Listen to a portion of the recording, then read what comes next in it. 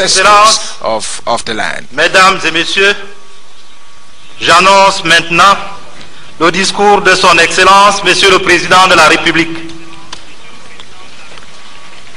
The President of the Republic will Le moment M.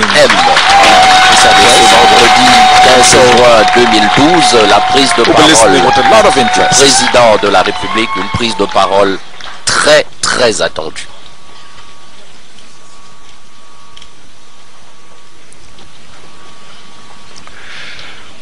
Monsieur le Président de l'Assemblée nationale, Monsieur le Premier ministre, chef du gouvernement, Mesdames et Messieurs les membres du gouvernement, Excellences, Mesdames et Messieurs les chefs de mission diplomatiques, Mesdames et Messieurs les représentants des organisations internationales, Monsieur le gouverneur de la région du Sud, Monsieur le préfet du département de la vallée du Thème, Monsieur le sous-préfet de l'arrondissement de Man, Monsieur le maire de la commune de Man, honorables députés de l'Assemblée nationale, autorités politiques traditionnelles et religieuses, élites et populations de la région du Sud, distingués invités, Mesdames, Messieurs, je voudrais tout d'abord remercier Monsieur le maire de la commune de Man pour les propos aimables qu'il a prononcés à mon endroit.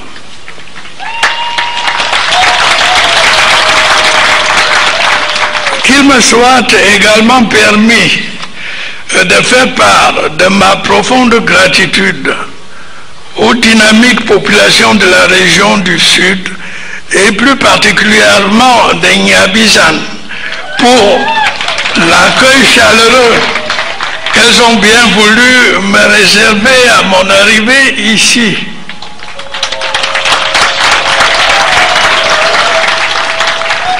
Mes remerciements vont aussi aux hautes personnalités qui ont bien voulu honorer de leur présence cette cérémonie. Mesdames, Messieurs, au cours des dernières années, j'ai eu bien souvent l'occasion de vous dire que l'accès à l'énergie était un enjeu majeur pour notre pays.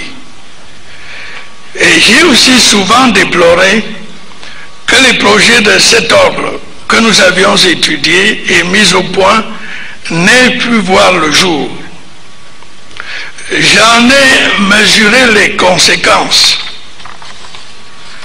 Sans énergie, en effet, il ne peut y avoir de développement véritable.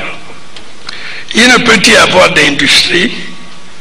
Il ne peut y avoir de transformation de nos matières premières, agricoles ou minérales. Bref, il ne peut y avoir d'économie moderne. Le déficit d'énergie a lourdement pénalisé notre secteur industriel, mais aussi notre secteur tertiaire, très dépendant de la fourniture d'électricité. La pénurie d'électricité a eu également pour conséquence de rendre insupportable la vie quotidienne d'une grande partie de notre population.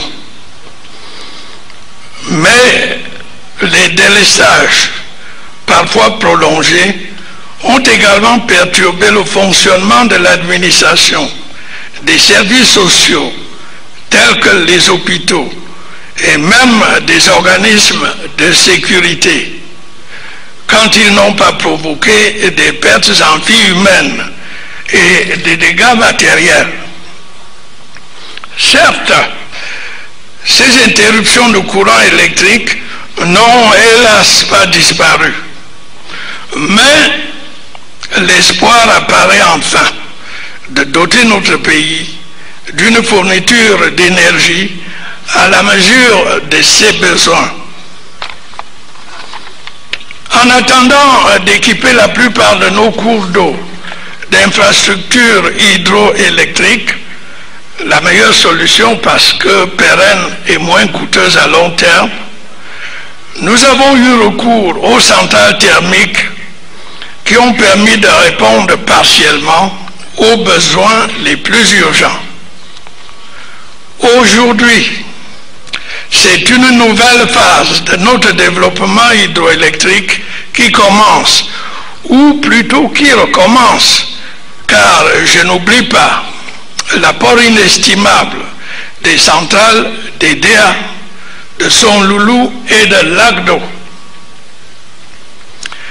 Distingués invités, mesdames, messieurs, j'avais annoncé dans mon message à la nation le 31 décembre dernier que nous poserions prochainement la première pierre de l'aménagement hydroélectrique de Mevel.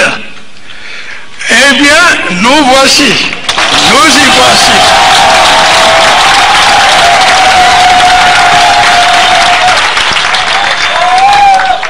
Nous y voici effectivement.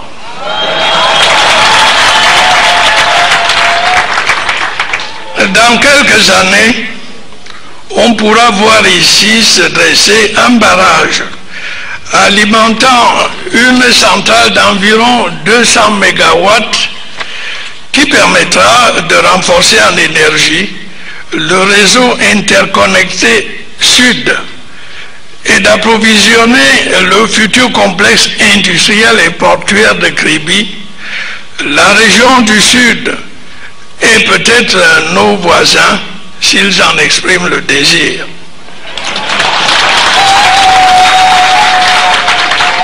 Il va de soi également que l'on peut également en attendre des retombées en matière d'emploi, d'infrastructures de communication, par exemple le bitumage de la route jusqu'à Agnabizan, et de développement de l'économie locale. Mais ceci n'est qu'un début. Dans les prochains mois, les travaux de construction des barrages et des centrales de Lompanga et de Mekin seront lancés.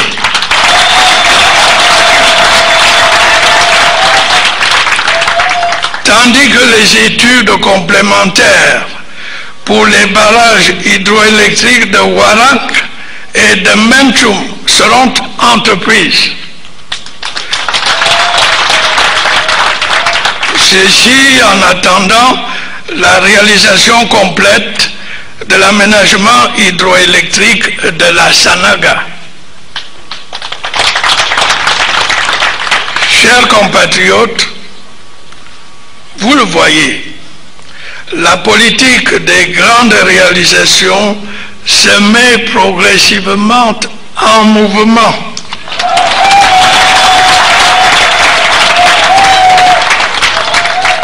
Il s'agit aujourd'hui de l'énergie. Demain, c'est le secteur minier qui s'animera. Et puis l'agriculture qui fera sa révolution silencieuse. Les autres secteurs suivront. Notre économie sera alors sur la voie de l'émergence. Il faudra pour cela que chacune et chacun d'entre nous apporte son énergie, c'est le cas de le dire, son enthousiasme et son patriotisme. Je souhaiterais en terminant rendre hommage aux excellentes relations d'amitié et de coopération que notre pays entretient avec la République populaire de Chine. Relations grâce auxquelles la réalisation du grand projet que nous avons lancé aujourd'hui a été rendue possible. C'est le lieu pour moi d'exprimer la reconnaissance du peuple camerounais au peuple chinois ami à travers son ambassadeur ici présent pour l'appui constant et multiforme que la Chine apporte à notre pays. Je vous remercie de votre aimable attention. Le président de la République